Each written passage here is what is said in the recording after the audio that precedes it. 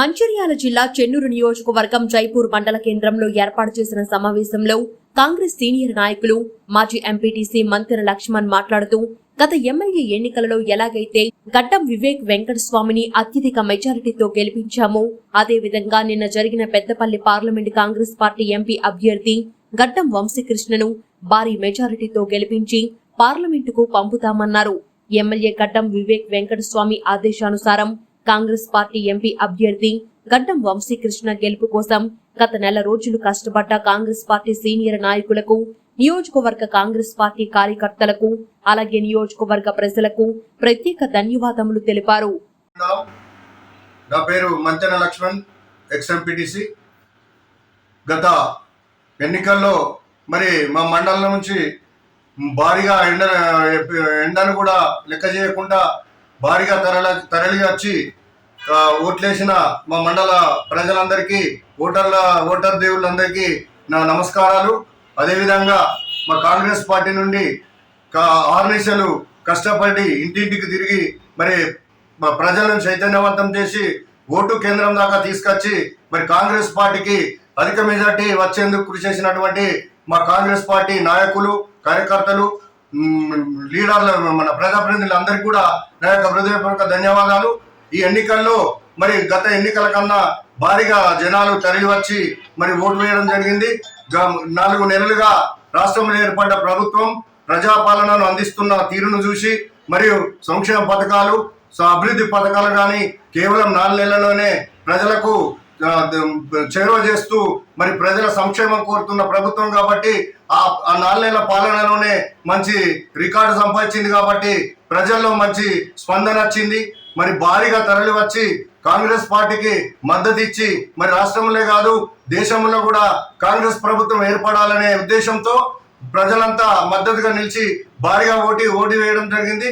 మా కాంగ్రెస్ పార్టీ అత్యధిక మెజార్టీతో మరి ఇక్కడే కాదు మా మండలంలో 5,000 పైసలకు మెజార్టీ వస్తుంది. అందుకోసం మా లీడర్లంతా, మా నాయకులంతా చాలా కష్టపడ్డారు.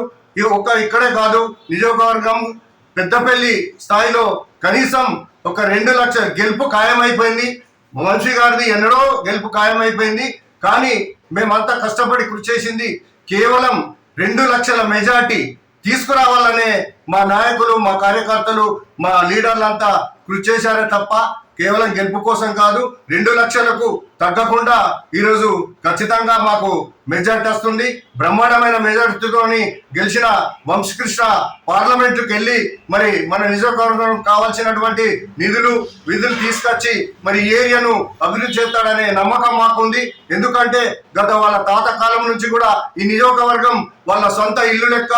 పెద్దపల్లి పార్లమెంటు సొంత ఊరు అయితే మరి చెన్నూరు నియోజకవర్గం వారి సొంత ఇల్లు లెక్క, సొంత ఇంటికి వచ్చినట్టు కుటుంబ సభ్యుల లెక్క మాకు నియోజకవర్గం ప్రజలకు, ప్రజలు మరి వాళ్ళ కుటుంబ సభ్యుల లెక్క ఉంటారు. కాబట్టి ఈ నియోజకవర్గంలో అధిక నిధులు తీసుకొచ్చి దీన్ని ఖచ్చితంగా అభివృద్ధి చేస్తారు. వాళ్ళ తాత కాలం నుంచి కూడా అభివృద్ధి చేస్తుండ్రు.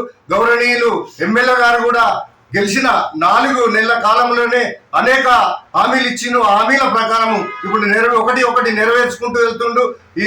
ఈ 4 నెలల్లోనే ఆయన ఇచ్చిన నిరుద్యోగ సమస్య కానీ అటువంటి నిరుద్యోగ యువకుల కోసం 4 స్కిల్ సెంటర్లు కూడా ఏర్పాటు చేయడం జరిగింది.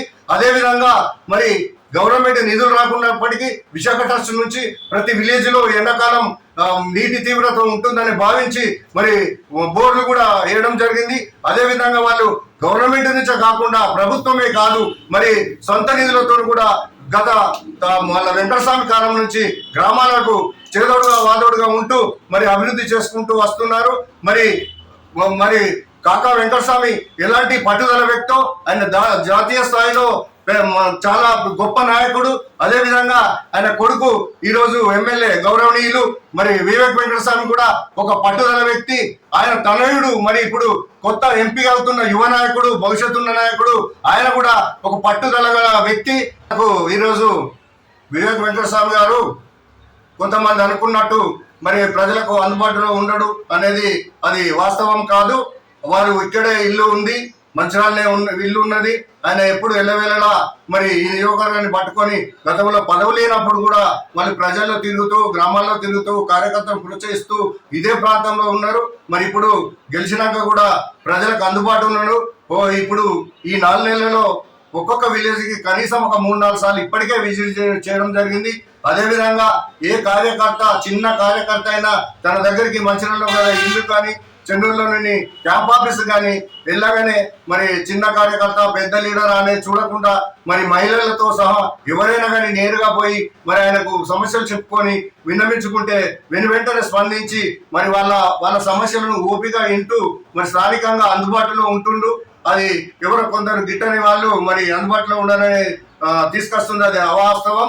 ఇప్పటికే ఆయన పనితనం ఏర్పడ్డది. మరి అందుబాటులో ఉంటుండు. ప్రజలు ఇంకా కూడా మరి ఆయన అందుబాటులో ఉంటుండు కాబట్టి తమకు గల సమస్యలను ఆయన దగ్గరికి వెళ్ళి విన్నవించుకొని మరి తమ సమస్యలను పరిష్కరించుకోవాలని కోరుకుంటూ ఈ అవకాశం ఇచ్చిన రేవంత్